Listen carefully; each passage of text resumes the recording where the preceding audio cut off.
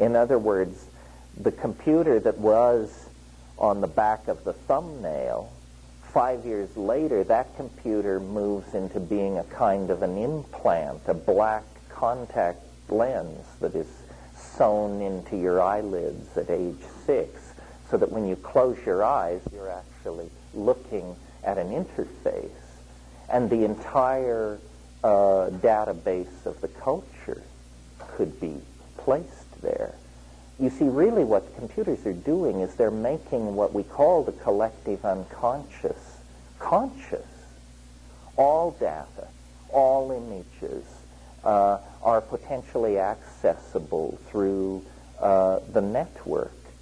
And, I'm still getting used to the idea of the network myself. Like I keep thinking, oh, I have this timeline. I could get somebody's chronology and put it at my website. And then I remember, no, all I have to do is point to their website. I don't have to copy or move anything. If there is one list, that's all the world needs. Anybody else who needs that list can point to it from their website. So the speed at which new structures can be created is astonishing. I mean, it almost literally overnight you can build a website and begin to point at other websites and bring resources into yours. This is a technology which is going to turn out to not be what people think it is. It's going to be a technology for showing each other the inside of our heads, for showing each other our dreams. One thing I didn't talk about in the main part of the lecture is that psychedelics are catalysts for language. They speed up and catalyze the language formation process. And a culture cannot evolve any faster than its language evolves. And it cannot be any more glued together than the bandwidth that its languages will tolerate. And so what this technology that is putting in place is going to mean is the way in which it will dissolve boundaries is by making us transparent to each other. I mean, I can imagine a child of the future. We all bring home our drawings to stick on refrigerators and things like that. In the future, we won't stick them on refrigerators. We will stick them in our website. And everything will go into our website. And by the time we're 25 or something, our website will be the size of the American Museum of Natural History. And you can wander through it. And as a gesture of intimacy, you can invite someone else to wander through it. Well, that's who you are. It's your imagination. And I think, in a sense, I've said at times that the cultural enterprise is an effort to turn ourselves inside out. We want to put the body into the imagination, and we want the imagination to replace the laws of physics. With these technologies, we psychedelic design principles, or it's certain to be a mess. Effort to turn ourselves inside out. We want to put the body into the imagination, and we want the imagination to replace the laws of physics. With these technologies, we can probably do that, but it'll have to run on psychedelic design principles, or it's certain to be a mess. Yeah. What could you tell us about the problems that some people have experienced with the digestibility of the mushrooms, and how it can lead to pain and some discomfort, and sometimes to a nightmarish type experience? Well, first of all, let me say this.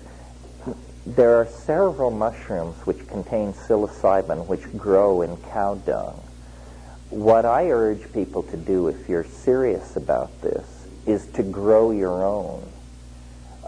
This is moderately self-serving because I wrote a book about how to grow your own mushrooms. But there are many such books. You don't have to buy mine. You only need it if you want the best one. But you see, here, Stamitz's book is excellent. And if you want to go large scale, Stamitz's book is the one. But let me say something then. After the brain, the stomach is the most heavily innervated organ in the body. And anxiety has a way of cropping up as a stomach ache. So a lot of people have anxiety in the first hour of taking mushrooms, and they believe that something in the mushroom is giving them gastric distress. It really isn't. It's more like a case of butterflies on an empty stomach, because you should take mushrooms on an empty stomach. You can try a suppository, you can try another drug if you want, but there is in this psychedelic business something to be said for simply disciplining your hind brain. Also, you can suppress nausea with cannabis. So, a mixture of self-discipline, pharmacological steering, so forth and so on. If you have a severe reaction to the mushroom, you probably shouldn't take it. I mean, after all, it is a fungus, and as mammals, we have developed some pretty strong allergenic reactions to fungi, some of us.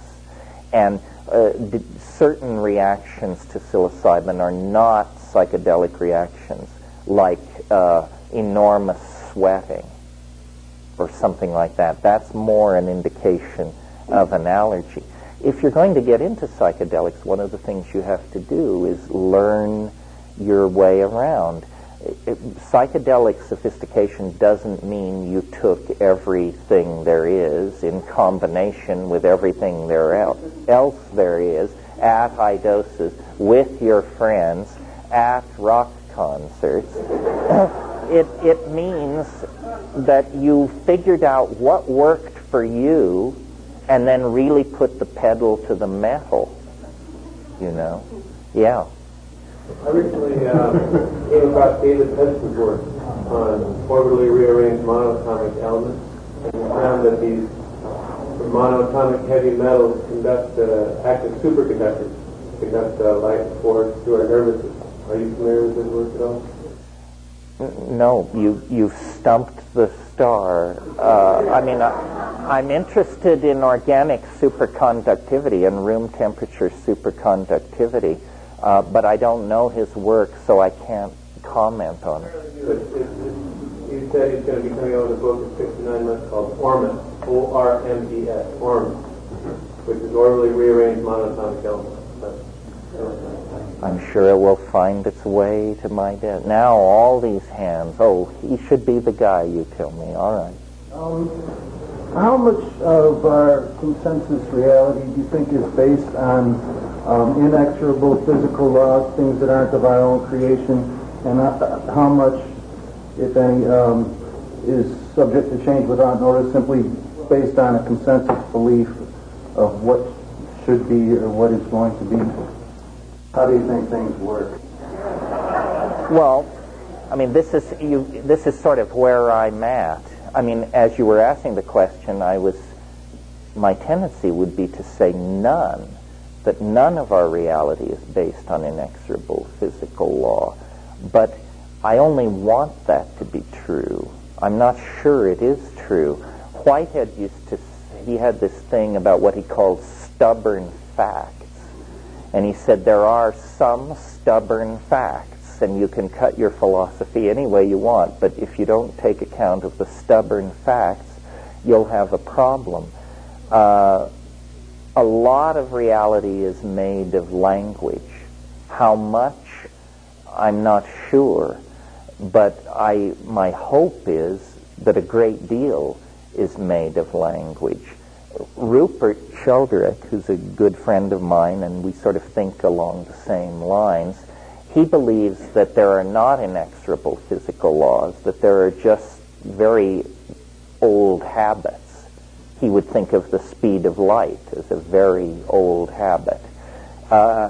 These physical constants may be changing. We don't know. I mean, take the speed of light. We've measured it on one planet since 1906 and cheerfully extrapolate it to every corner of the known universe with no sense that there might be a problem there at all.